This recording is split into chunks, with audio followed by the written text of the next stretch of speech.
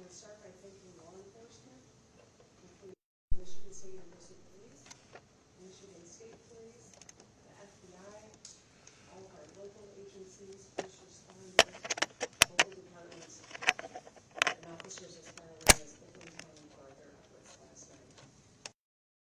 I want to thank the Incredible Medical Professional of Woodsboro for working hard to care for those injured, as well as all the community members that shared tips so that our law enforcement could act.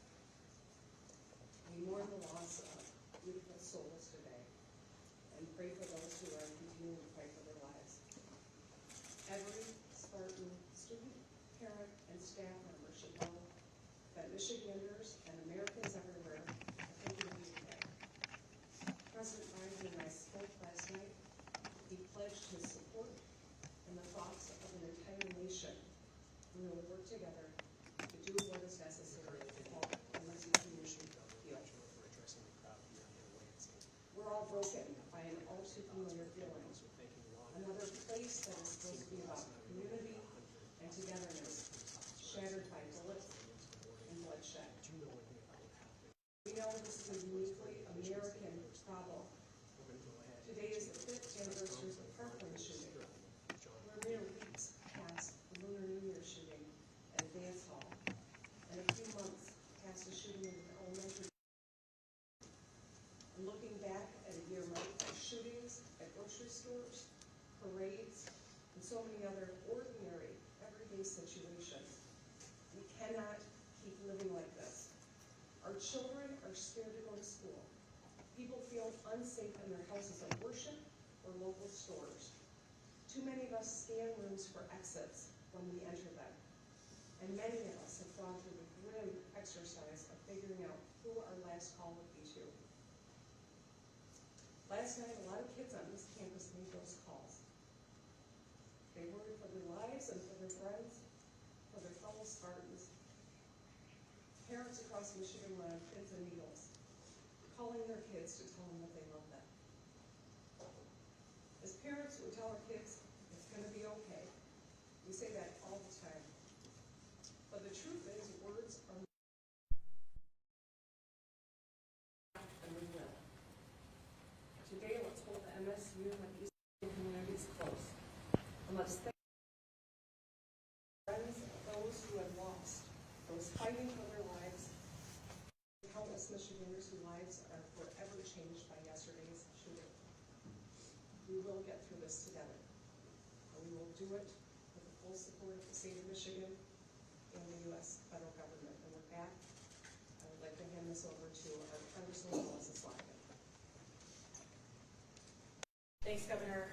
I want to echo what the governor said about the response of law enforcement. Those of you who might have been listening on the scanner, you heard how deeply complex this operation was yesterday, with young people calling in tips constantly, with an unbelievably difficult area of environment to navigate. Law enforcement did an incredible job. We had hundreds respond from across the state. And I think it's a testament to those who hold the thin blue line for us, the ones that hesitate or do not hesitate when we need them.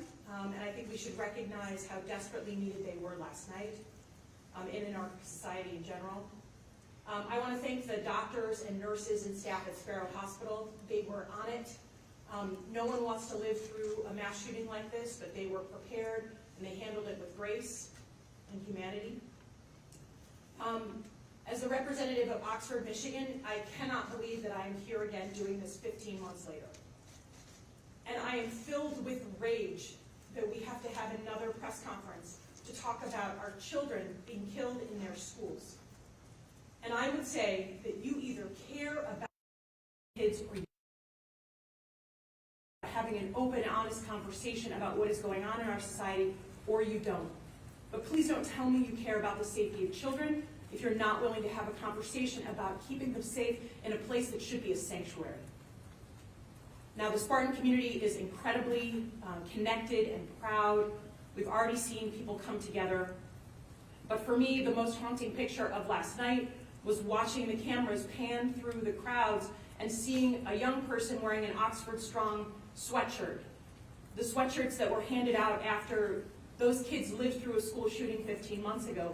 And we have children in Michigan who are living through their second school shooting in under a year and a half. If this is not a wake-up call to do something, I don't know what is. In the meantime, I feel confident that our law enforcement is doing everything that they can to understand the situation. I'm thrilled that federal law enforcement is on scene, bringing their resources to the fight. We're not going to rest until we understand, but I think the fact that we're having this conference so quickly after another mass shooting in our state should be a statement in and of itself. Thanks very much.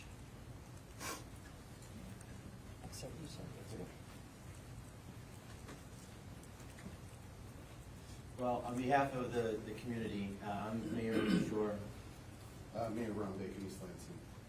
City of Lansing. This is the morning that nobody ever wants to have. This is the day that nobody ever wants to be standing up at a lectern. When you get elected, you want to talk about the great things in your community and not this. But here we are. I do want to thank the Lansing residents who stood up. These many tips you've heard about came in from many of our residents, and as a result, the shooter was identified and the threat was neutralized. So we are very proud of our citizens in Lansing. There's going to be so much fear. It's not just the students, it's the community. I've heard from parents and citizens who didn't know what was going on. So I want to share, we have a community mental health resource that is open 24/7. It's a crisis services department, 517-346-8200. And I also want to share in the incredible job that was done by our law enforcement, LPD, ELPD, state police, Ingham County, and of course MSU. This is what they trained for, and today and yesterday they were able to show that they are prepared. It's not something you ever want to do when you train, but they were prepared and they were excellent. As of today, East Lansing Hannah Center will be available to students in need of resources, and counseling will be available all day. We'll be working with the Department of Health Services today as well to extend other additional things to the community. I just want to say, as Mayor of East Lansing, when I introduce myself, I'm the Mayor of East Lansing, home of Michigan State University. We're indivisible. This Spartan will thing is real. I want to send out my deepest regrets and remorse to the families that lost children. The fear stricken in the children. Michigan State, for my children, I'm a dad here in this community, is like a playground for them. It's where you go and have your first experiences and taste of college life and fun and all those types of things. And I'm just shattered today. My heart aches for our community, and we'll be present. We'll be here in support. President Woodruff, the entire community of Michigan State University will stand hand in hand, and this is just the beginning. We will find a way forward. I don't want to stand up here and try to communicate that we have the answers at this point, but as Congressperson Slotkin said, we're going to find the answers, and we're going to figure some stuff out here. This is going far enough. Thank you.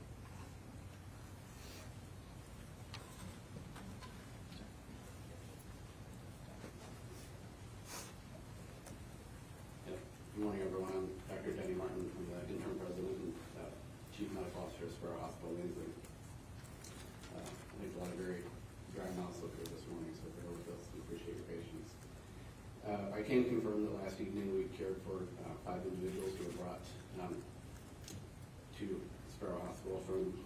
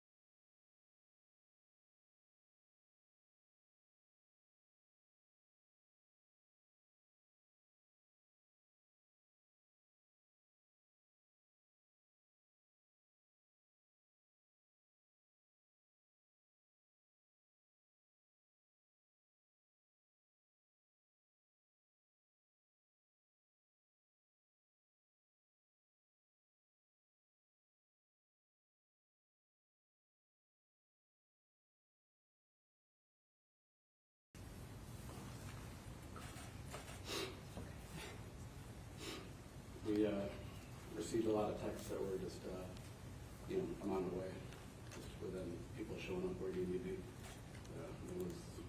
It was a sad, but I'm very proud of all of us here. So I can't speak to anything about the identity of the individuals, but I'm sure we'll have some time for questions afterwards. But again, everyone is in critical condition at this time, but actively being cared for by our team this Sparrow. So thank you.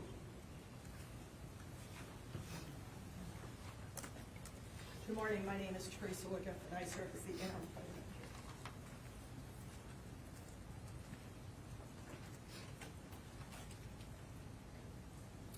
And our Spartan hearts are broken. We're grieving, but as a community, we're grieving together. We struggle to comprehend.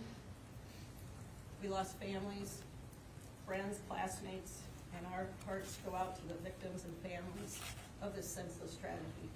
And we offer to each of them the peace that passeth understanding. We continue to thank for our medical professionals at Sparrow, and we know that they are taking the best care possible of our students. To our students, we have available to jurisdictions who responded immediately and continue to protect our community today and each day.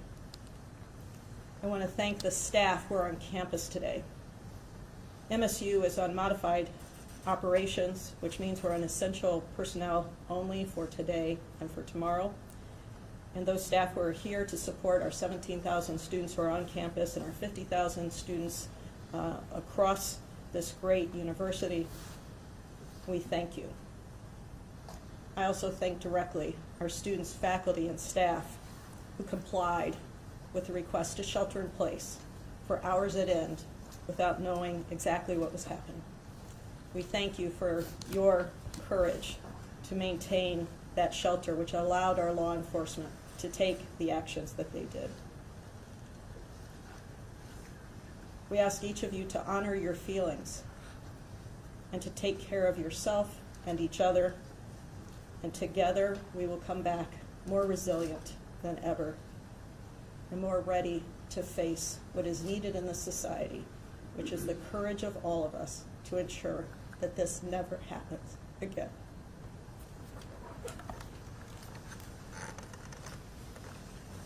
Good morning. I'm Marlon Lynch, Vice President for Public Safety and Chief of Police here at Michigan State University. You've heard by several people in regards to the response of first responders last night.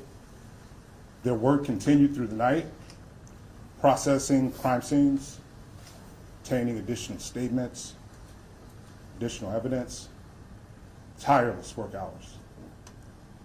We're not only bound by our duty, but a large percentage of us are invested in our community.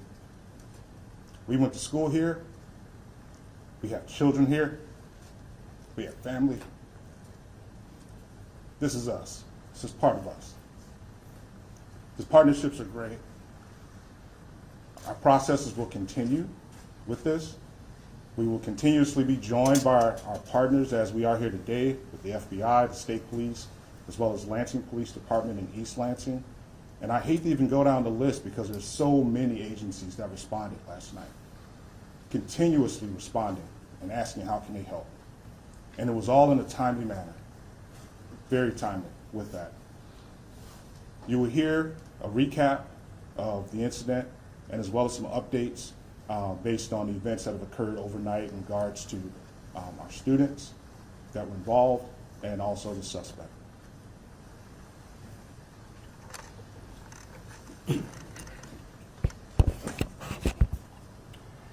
Good morning. Deputy Chief Chris Rosman with the Michigan State University Police and Public Safety. As you can tell, this has been a long night for a lot of us. We have been committed from the beginning to being as transparent and getting as much information out as possible. And we're going to continue to do that throughout the day and as this investigation moves forward. I'm going to start with a brief recap of the incident yesterday. This tragic situation unfolded shortly before 8:30 p.m. The first call that we received was from Berkey Hall. Berkey Hall is an academic building on our northern campus that borders downtown East Lansing. Initial calls reported shots fired in that building, and there was a absolutely overwhelming police response to that initial call. We had officers in that building within minutes, and in that building they encountered several students who were injured. We can confirm that 2 of the deceased were in Berkey Hall, along with several of the victims. While the officers were managing that scene at Berkey Hall, we began receiving additional reports of another shooting at the MSU Union building just to the west of Berkey Hall, right on the corner of Abbott and Grand River. Officers redeployed to that location, where we did locate 1 additional victim. We do have 3 total deceased and 5 victims at the hospital. We can confirm that all 3 deceased were MSU students. We can also confirm at this time that all 5 of the injured victims at the hospital were also MSU students. We will release the names of those students later today, once we work through some notifications and make sure that the family's aware that we're going to release those names. The suspect in this case was located at approximately 11:35 p.m. in the city of Lansing.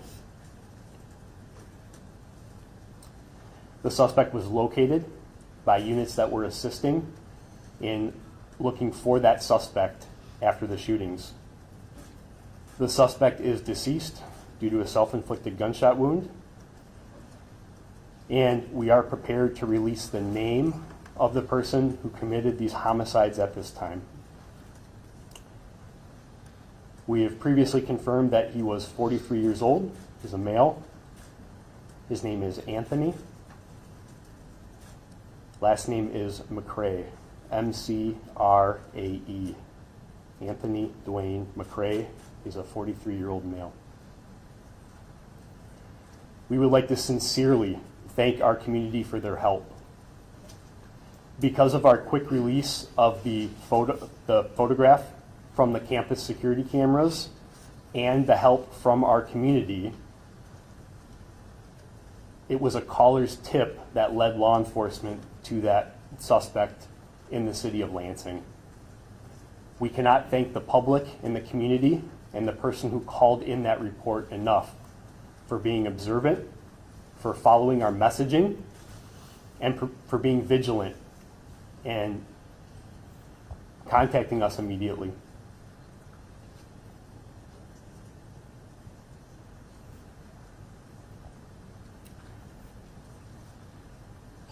We will continue to share resources for the MSU community through our institutional website and our MSU Police and Public Safety social media pages. We know that this news may be difficult for those within our campus community and beyond, and it's important to remember that the grief that some individuals may be experiencing is normal, and there are a number of ways in which individuals can seek support, including talking with friends, family, and colleagues to process this, and taking advantage of many of the resources that we have provided. We are prepared at this point to take some questions. Sure. I'm going to turn it over to Special Agent in Charge, Jim Taraska. Good morning. I'm Jim Taraska, the Special Agent in Charge of the FBI in Michigan. First of all, our hearts go out to all the victims, their families, the students, and the community. This happens much too often. I'd like to thank all our partners in law enforcement. Chief, once again, thanks for your leadership. Just great examples of leadership last night from all the agencies that showed up short notice and showed selfless sacrifice to attempt to identify, find the subject, and eliminate the threat. Last night when this occurred, many agencies arrived on scene. The FBI deployed agents, analysts, and specialty teams to help in the effort to help the victims and to also find the individual responsible, which occurred. Thanks to law enforcement. Law enforcement here in Michigan, it's the best I've seen in my 30 years in law enforcement. And I was very proud of our community in law enforcement and the community at large to come together to resolve this issue, this matter. And we'll continue working in the future hand in hand to mitigate these threats and try to make Michigan as safe a place as we can for our families. Thank you.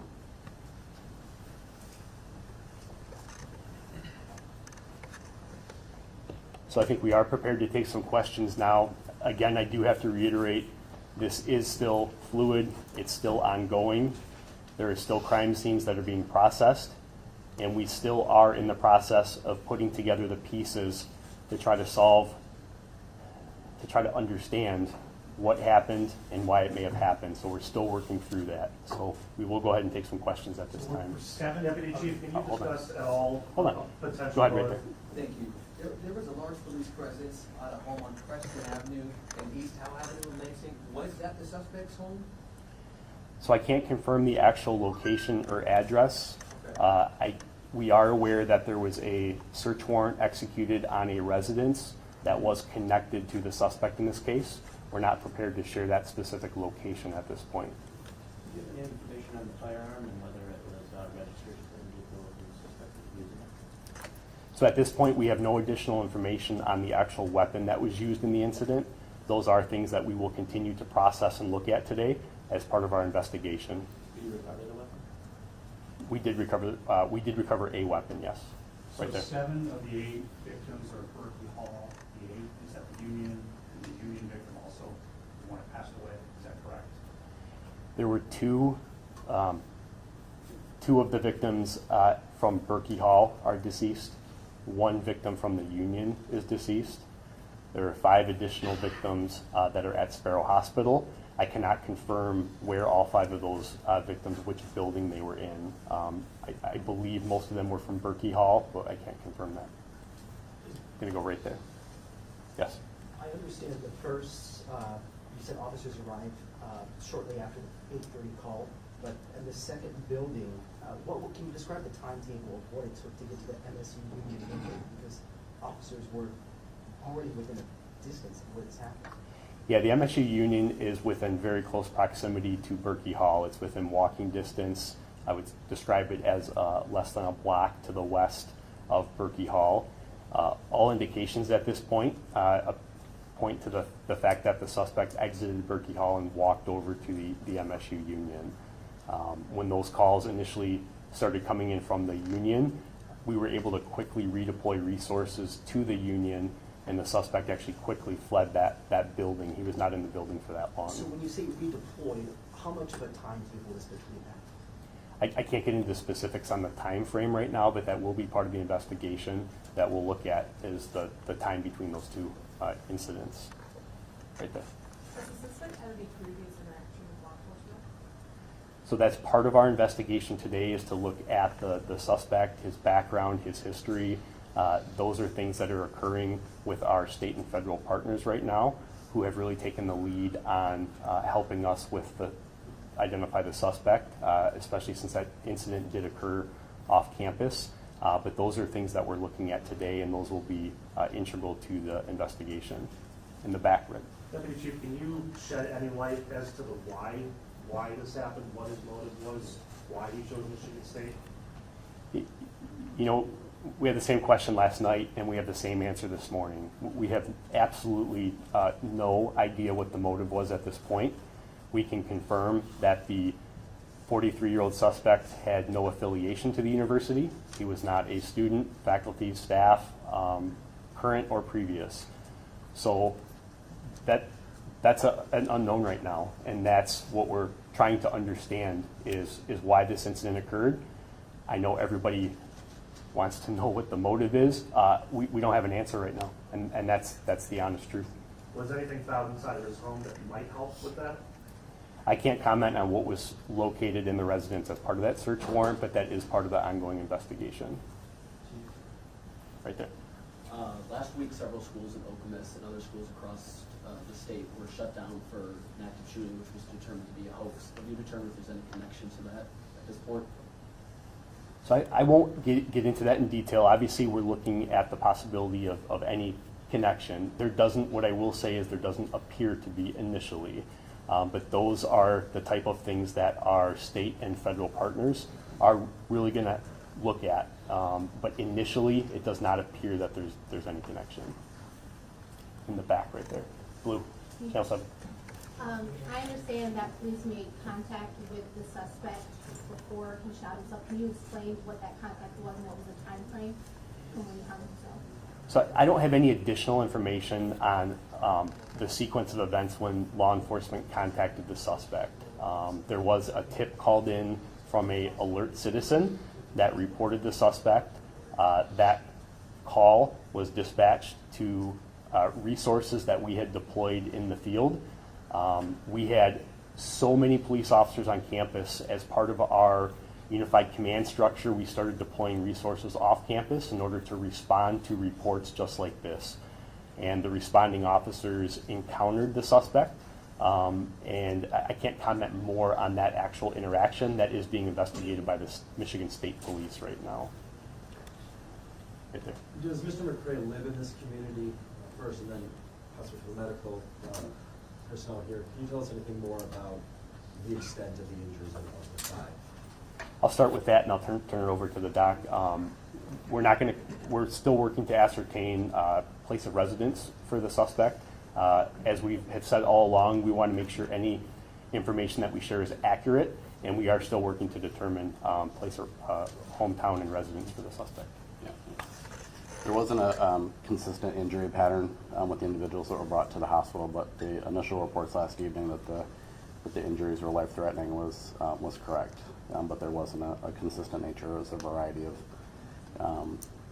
injuries associated with the gunshots that came in. Chief, Go ahead. were there any other weapons recovered on the suspect or around the suspect after he took his own life, and weapons and or ammunition? So again, I can't comment on that specifically. That will be part of the investigation. That scene that occurred is being investigated by the Michigan State Police. And I can't comment on what evidence was recovered at that specific scene. But you did say that you recovered one weapon. We do have at least one weapon, yes. Used in the incident on campus?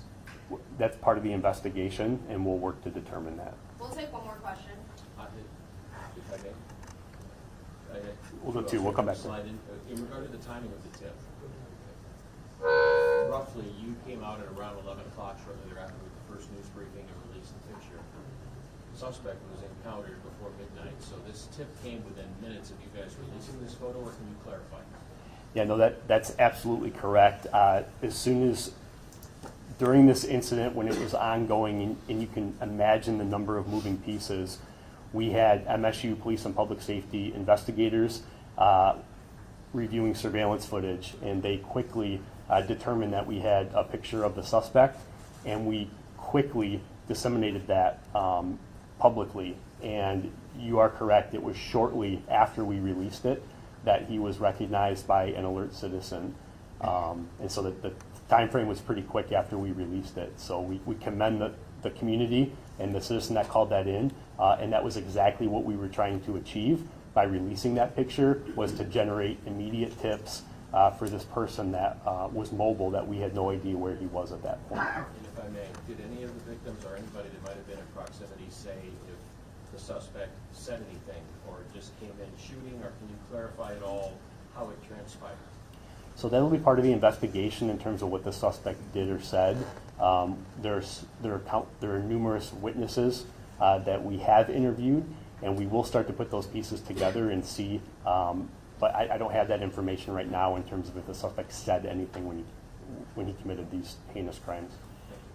In the back, that's How long will resources be provided to students on top of, will there be any extensions on school delays and school activities?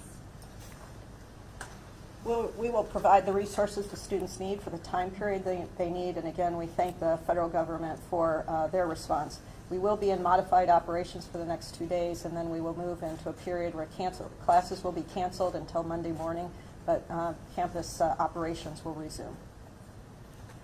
Can we ask the medical staff one other question? One more We for that. understand that the patients are still in critical condition. Can you tell us what their prognosis is for recovery? It's still very early on. You know, this is the injuries occurred just over 12 hours ago, so their conditions are evolving. Again, I'll say that they're all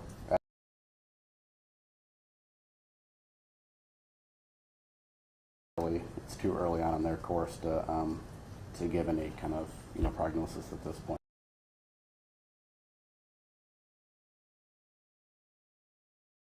Can you break down the number of male and female victims that you can provide for us?